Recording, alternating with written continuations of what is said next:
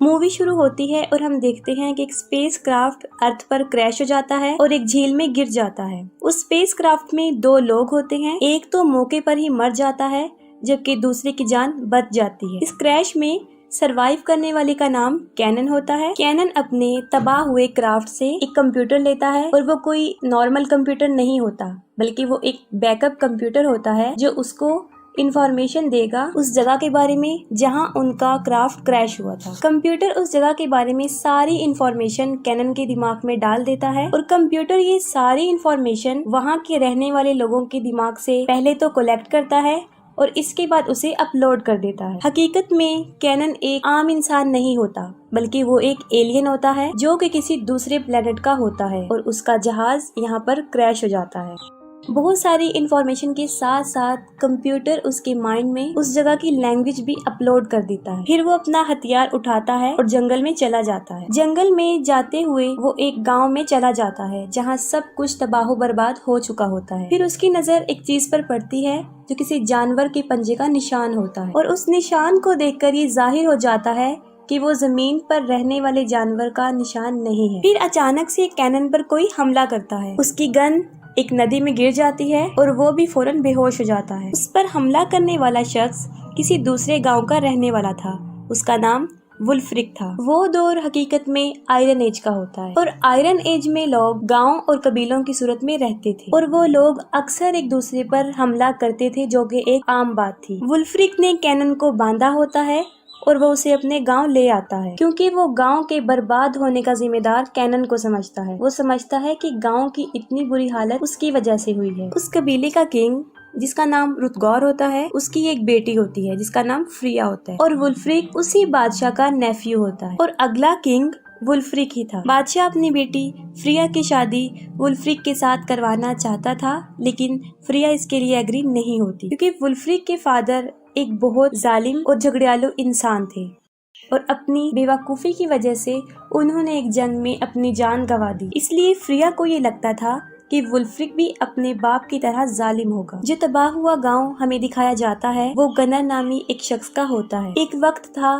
जब ये दोनों कबीले एक थे, लेकिन वुल्फ्रिक के फादर की वजह से उन लोगों में एक जंग छिड़ गई और इस जंग में वुल्फ्रिक के फादर ने गनर से हेल्प मांगी थी, लेकिन गनर इसके लिए साफ इनकार कर देता है और उसी जंग में वुल्फ्रिक के फादर की मौत हो चुकी होती है और वुल्फ्रिक को ये लगता है कि मेरे फादर की मौत का जिम्मेदार गनर है, तो वो उससे बहुत नफरत करता है। और दूसरी तरफ गनर की दुश्मनी की हद भी कम नहीं होती। अपने तबाह बर्बाद गाँव को देखकर उसे ऐसा लगता है कि ये सब कुछ वुल्फ्रिक ने किया है, लेकिन गांव का वो हाल वुल्फ्रिक ने नहीं किया होता। फिर बादशाह कैनन से कुछ सवालात करते हैं कि वो कहाँ से आया है, लेकिन कैनन उनको ये नहीं बताता कि वो इस स्पेस का नहीं है, बल्कि वो किसी दूसरे प्लेनेट से आया है, वो अर्थ का रहने वाला नहीं है। उन बातों का वो सिर्फ ये जवाब देता है कि वो बहुत दूर से आया है और जब वो सफर कर रहा होता है तो सफर के दौरान एक बहुत बड़ा और खतरनाक किस्म का जानवर उसकी शिप पर आकर बैठ जाता है और उस जानवर का नाम मॉर्विन होता है और वो कोई आम जानवर नहीं होता, वो बहुत ही खतरनाक किस्म का जानवर जो इंसानों को मार देता है। जब वो ये सब कुछ बता रहा होता है तो कोई भी उसकी बात का यकीन नहीं करता। फिर उनके गांव पर हमला होता है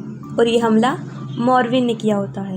वो लोग देखते हैं कि मॉर्विन ने बहुत से लोगों को मार दिया है और बहुत से लोगों को वो उठाकर ले गया है। ये सब देखकर बादशाह मॉर्विन का शिकार करने का प्लान बनाते हैं। वो अपने सिपाहियों को और साथ में कैनन को भी लेते हैं और जंगल में चले जाते हैं ताकि मॉर्विन का शिकार कर सकें। कुछ दूर चलने के बाद उन्हें एक बहुत बड़ी गार नजर आती है। वो उसके अंदर चले जाते हैं। वो लोग वहाँ पर खड़े होते हैं कि अचानक से कोई चीज बादशाह पर हमला करती है और वो एक बहुत बड़ा भालू होता है। वो अभी बादशाह को मारने ही लगता है कि कैनन तलवार निकाल के फौरन भालू के पेट में घुसा देता है, जिससे वो फौरन मर जाता है। ये देखकर वो लोग कैनन को बहुत पसंद करने लग जाते हैं और उनके नजर में कैनन की रिस्पेक्ट बढ़ जाती है। भालू को मारने की खुशी में वो लोग सेलिब्रेशन करना चाहते हैं। वो एक पार्टी करते हैं और काफी खुशियां मना रहे होते हैं। उन्हें ऐसा लगता है कि हमने मॉर्विन को मार दिया है, लेकिन कैनन को पता होता है कि ये उन लोगों की गलत फहमी है, क्योंकि मॉर्विन अभी भी जिंदा होता है। फिर अगली ही रात फिर से गांव पर हमला होता है और इस बार ये हमला गनर ने करवाया होता है। दोनों कबीले आपस में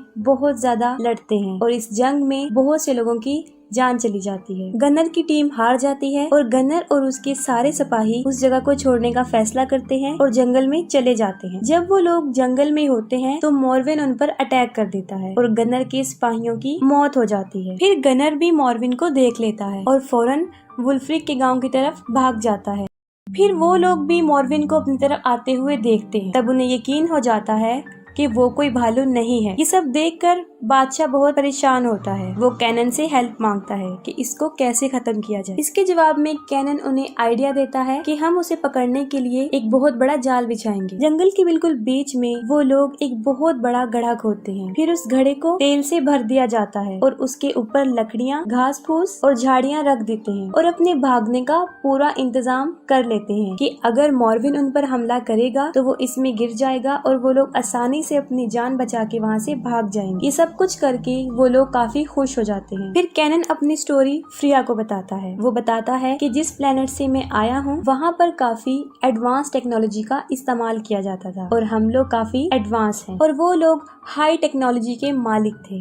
वो बाकी प्लैनेट्स पर भी अपनी तरह के लोगों की दुनिया आबाद करना चाहते। फिर वो प्लैनेट की तलाश करते हैं। उन्हें एक प्लैनेट मिलता है लेकिन वो प्लैनेट्स मॉर्विन का होता है। वहाँ पर सिर्फ मॉर्विन ही आबाद थे। मॉर्विन साइज में बहुत बड़े और काफी खतरनाक जानवर होते हैं लेकिन वो किसी इंसान को नुकसान नहीं पहुँचाते थे क्योंकि वो घास खाने वाले होते थे और वो लोग यहाँ पर अपनी जिंदगी गुजार रहे होते हैं। उन्हें बाकी प्लैनेट्स पर भी जिंदगी गुजारनी थी, इसलिए वो उन मॉर्गन को मारने का फैसला करते हैं। वो मॉर्विन को एक नॉर्मल जानवर समझते थे। उन्होंने इसे खतरे से खाली समझा। फिर वो लोग मॉर्विन के प्लेनेट पर हमला कर देते हैं। वो उन पर आग के गोले फेंकते हैं और इसमें सारे मॉर्गन मर जाते हैं। वो प्लेनेट मॉर्गन से साफ हो जाता है और अपने जैसे लोगों की एक दुनिया वहाँ पर आबाद कर देते हैं और इस प्लेनेट पर कैनन की फैमिली भी रहना शुरू हो जाती है। कैनन को अपने मिशन के लिए उस प्लेनेट को छोड़कर जाना था। सब इस बात से अनजान थे कि अभी भी एक मॉर्विन जिंदा है। जैसे ही कैनन का शिप और बाकी शिप वहाँ से उड़ते हैं, मॉर्विन उस प्लेनेट पर हमला कर देता है क्योंकि उस मॉर्विन को अपने प्लेनेट खो जाने और अपने साथियों की मौत का बहुत गुस्सा होता है और वो अपना रिवेंज लेना चाहता है। वो सब लोगों को मार देता है और हर चीज को तबाह बर्बाद कर देता है और इसमें कैनन की फैमिली भी मर जाती है। कैनन को जब इस बात का पता चलता है तो वो उस प्लेनेट पर वापस आता है। तब तक वहाँ पर सब कुछ बर्बाद हो चुका होता है। फिर वो सब लोगों की डेड बॉडीज को दफना देते हैं और ये करने के बाद कैनन अपने प्लेनेट पर जा रहा होता है। इससे पहले वो अपने प्लेनेट पर पहुँचते मॉर्विन उनके शिप पर हमला कर देता है और तभी उनका शिप क्रैश हो जाता है। मॉर्विन उस गांव में कैनन से अपना बदला लेने आता है और कैनन के दिल में भी अपनी फैमिली का रिवेंज होता है और एक बार फिर से मॉर्विन उन लोगों पर अटैक करता है लेकिन इस बार वो उनके ट्रैप में फंस जाता है। जैसे ही मॉर्विन उस तेल में गिरता है वो आग की फायर करना शुरू कर देते हैं और एक बहुत बड़ा ब्लास्ट होता है और हर तरफ आग फैल जाती है। फिर उन लोगों को ऐसा लगता है कि मॉर्विन मर चुका है लेकिन असल में वो मरा नहीं होता। मॉर्विन एक चालाक जानवर होता है। उसने बहुत से इंसानों को एक तय खाने में कैद किया होता है और वो खुद भी वहीं पर रहता है। उन इंसानों को वहाँ रखने का मकसद ये होता है कि उन्हीं से वो अपनी नस्ल बढ़ा सके और वो इसमें कामयाब भी हो जाता है। वो एक मॉर्विन पैदा कर लेता है और वो अंदर से उन लोगों पर अटैक कर देता है और इसी दौरान मॉर्विन भी आग से बाहर आ जाता है और फौरन लोगों पर अटैक करता है और बहुत से लोगों को मार देता है। बादशाह की मौत हो जाती है और सारा गांव तबाह बर्बाद हो जाता है। फिर कैनन को इस बात का पता चलता है कि वो मॉर्विन तक कैसे पहुंचे। उसे एक कुएं का रास्ता मिल जाता है और वो सीधा मॉर्विन की तरफ जाता है और अगले ही दिन गाँव को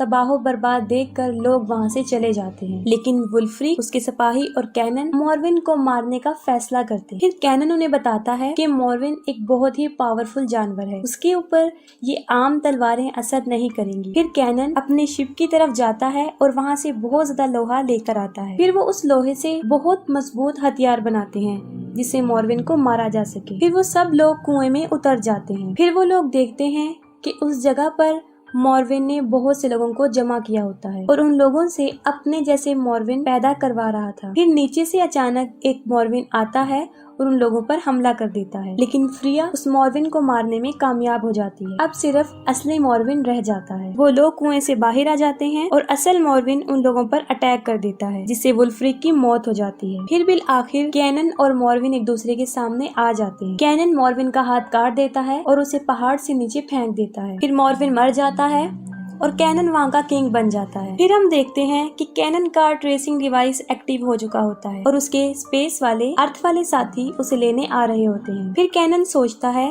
कि मॉर्विन के प्लेनेट की तरह वो लोग यहाँ पर भी कब्जा ना करें। वो पत्थर उठाता है और उस डिवाइस को तोड़ देता है।